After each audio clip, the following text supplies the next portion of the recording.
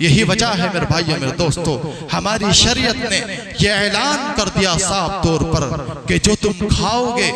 जितना खाओगे और जहां खाओगे, ये तमाम का तमाम तुम्हारा रिज्क उसी वक्त लिख दिया गया था जब तुम अपने माओ के पेट में थे। और यही नहीं बल्कि ये भी कह दिया गया कि जाओ, तुम्हें उस वक्त तक मौत भी नहीं आएगी जब तक कि तुम अपने मुकद्दर में लिखे हुए रिज़्क़ का एक एक दाना ना खा लो। लेकिन मेरे भाइयों मेरे दोस्तों, इसमें तुम्हारी बंदगी का इम्तिहान है कि तुम अपने मुकद्दर में लिखे हुए रिज़्क़ की तरफ हलाल रास्ते से जाते हो या हराम से जाते हो, लेकिन मिलेगा उतना ही जितना मुकद्दर में लिखा है। कोई ये ना सोचे कि मैं हराम रास्ते पे चल करके अपने मुकद्दर से ज्यादा खा लूंगा, कमा लूंगा, ऐसा हरगिज़ नहीं है। क्योंकि प्यारा नबी सल्लल्लाहु अलैहि वसल्लम फरमाते हैं, इन्ना रूहल कुदुसी नफ़सा फी रूई अन्नहु लन तमूत नफ्सुन हत्ता तस्तकमिल रिज़्क़हा। प्यारा नबी सल्लल्लाहु अलैहि वसल्लम कहते हैं कि जिब्रील अमीन ने मेरे दिल में ये बात डाली है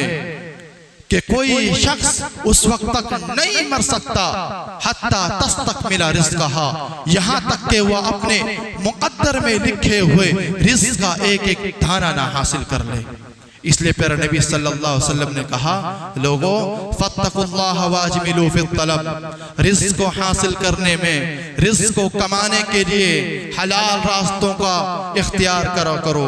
जायज रास्तों को अपनाया करो और कतअन नाजायज रास्तों को इख्तियार ना किया करो। मेरे भाइयों मेरे दोस्तों, इस हदीस के जरिए से प्यारा नबी सल्लल्लाहु अलैहि वसल्लम ने इस बात को हम और आपके सामने वाज़ेह कर दिया कि हमारा रिज़्क़ हमारे मुकद्दर में लिख दिया गया है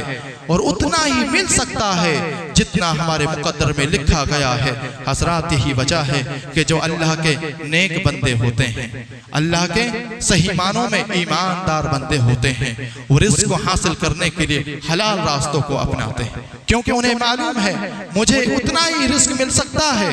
जितना मेरे मुकद्दर में लिख दिया गया है। लेकिन जो अल्लाह का नेक बंदा नहीं होता, जिनके ईमान में नक्स होता है, जिनके ईमान में कमजोरी होती है, वो ये सोचते हैं कि हम हराम रास्ते पे चल करके ज्यादा रिज़्क़ हासिल कर लेंगे। लिहाजा मेरे भाइयों मेरे दोस्तों, ये हमारी भूल है, ऐसा हम नहीं कर सकते। क्योंकि प्यारा नबी सल्लल्लाहु अलैहि वसल्लम ने इस हदीस के जरिए से हम और आपके सामने इस बात की वजाहत कर दी।